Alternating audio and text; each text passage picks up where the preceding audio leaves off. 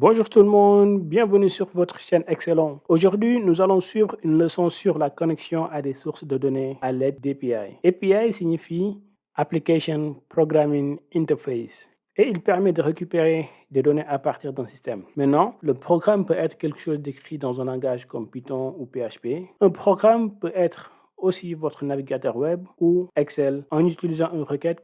L'avantage d'utiliser Power Query est qu'il épargne de la complexité du coding et tout se fait via un outil que vous connaissez très bien qui est Excel. Dans notre exemple, nous allons utiliser Weather API qui est un site internet qui met à disposition sa base de données pour qu'on puisse interroger par rapport à une ville et connaître la température, etc. Dans un premier temps, nous aurons besoin de créer notre compte sur le site, ce qui va nous permettre de générer une clé qui sera une clé de sécurité et qui sera également une clé unique. C'est la clé que vous voyez à l'instant, que je vais réinitialiser par la suite pour ne pas garder la même.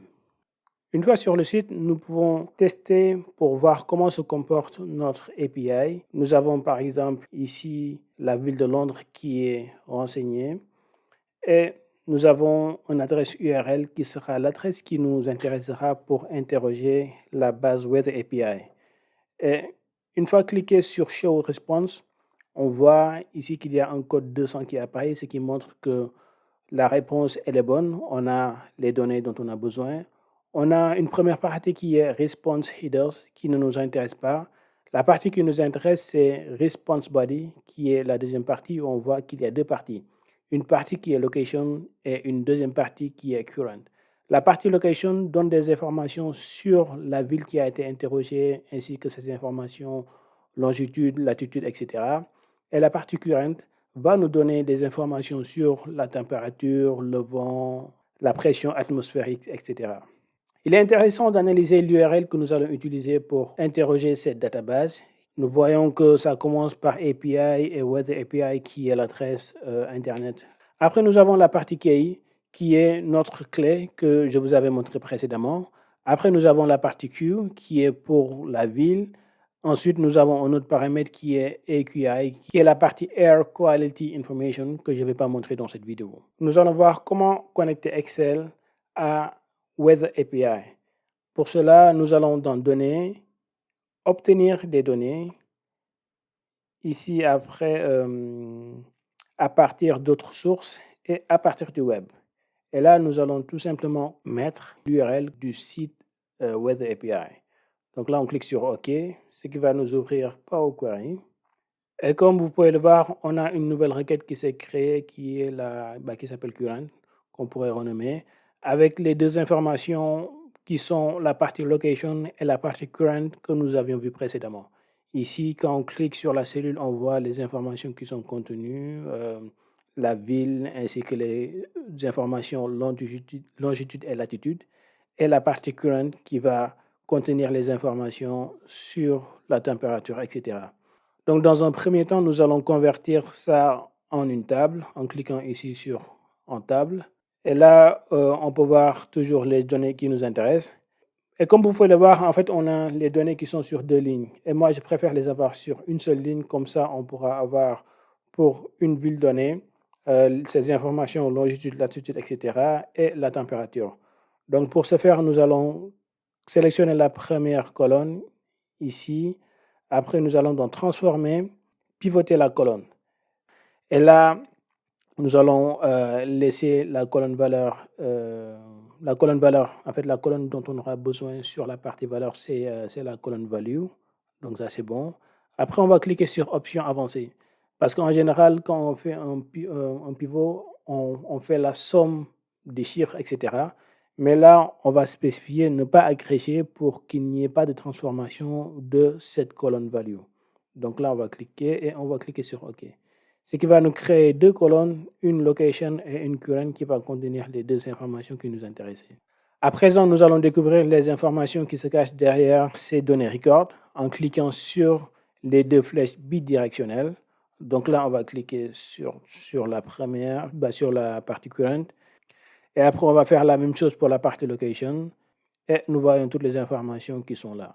Donc là, on peut aller sur Accueil et fermer et charger pour avoir nos données sur Excel. Voilà, le tour est joué. Nous avons les informations dont on avait parlé, l'exemple portait sur London. Donc là, on a les données longitude et latitude. Après, on a les informations sur la température. Actuellement, la température en Celsius est de 13 degrés et la température en Fahrenheit est de 55,4. Maintenant, nous allons voir comment utiliser cette base de façon dynamique, c'est-à-dire qu'on puisse changer la ville pour avoir, par exemple, la température à Dakar, la température à Paris, etc. Pour ce faire, je vais créer une base que je vais appeler ici ville et là, je vais mettre Dakar. Donc ça, je vais la renommer, je vais la transformer en table ici en cliquant sur euh, mettre sous forme table, peu importe après le format et je vais nommer cette table ville. Maintenant, je vais intégrer cette table à Power Query en allant dans données, ici à partir de tableau ou d'une plage. Maintenant, je vais vous montrer une procédure qui va me permettre d'isoler uniquement l'information qui est Dakar. Donc ça, je vais supprimer l'étape type modifié et je vais aller directement sur cette étape-là. Je vais lui dire qu'en fait que je veux les données qui se trouvent sur la colonne qui s'appelle ville. Et ensuite, je veux la première information qui est le paramètre 0. Donc là, je le mets. Ce qui va me permettre de considérer ça comme du texte. Donc cette procédure-là, je vais la copier et je vais la coller dans notre database qui est là. Donc pour ce faire, je vais aller ici dans éditeur avancé qui nous permet d'utiliser le langage M, qui est le langage qui est utilisé par Power Query. Donc ça, je vais aller ici. Nous voyons en fait toutes les étapes qui ont été réalisées qui sont là. Donc là, je vais intégrer une nouvelle étape que je vais appeler ville. Et ça va être la fonction en fait que j'ai copiée tout de suite et je mets à la fin une virgule pour dire que c'est une nouvelle étape. Donc après, donc ça même, je vais la mettre avant tout au début parce qu'en fait, on aura besoin de l'utiliser au niveau de l'URL. Donc là, je le mets à ce niveau-là. Et ici, vous voyez en fait l'URL que nous avions utilisé. Donc la partie, le paramètre Q que je vous avais dit qui correspond à la ville. Donc ça, je vais le changer. Donc à la place ici, je vais mettre en fait un crochet pour dire que toute cette partie-là, c'est du texte. J'enlève la partie London et je remets une autre partie qui est texte. Et toute cette partie-là, on a besoin de le connecter avec le signe de concaténation qui est là. Là, je mets ville et je remets la concaténation à la fin. Ce qui va nous permettre de connecter cette première partie-là, la ville et la deuxième partie de notre paramètre. Donc, il suffit de faire ça. Donc là, je clique OK et vous allez voir une nouvelle étape qui va s'ajouter ici, qui nous permet d'avoir la ville et après la source qui est là. Et là, comme vous pouvez le voir, en fait, étant donné que j'ai changé l'adresse, il y a cette partie-là, le niveau de confidentialité qui m'est demandé par Excel. Et dans ce cas-là, je mets public parce qu'en fait, ce sont des données qui sont accessibles. Il n'y a pas de données confidentielles. Donc là, je peux mettre public et je clique sur enregistrer, ce qui devrait marcher. À la dernière étape, on voit que c'est les résultats de Dakar qui apparaissent avec la température, etc. Donc là, cette table-là, en fait, j'en ai plus besoin, la table ville, donc je peux la supprimer. Et là, je retourne dans Excel pour voir le résultat.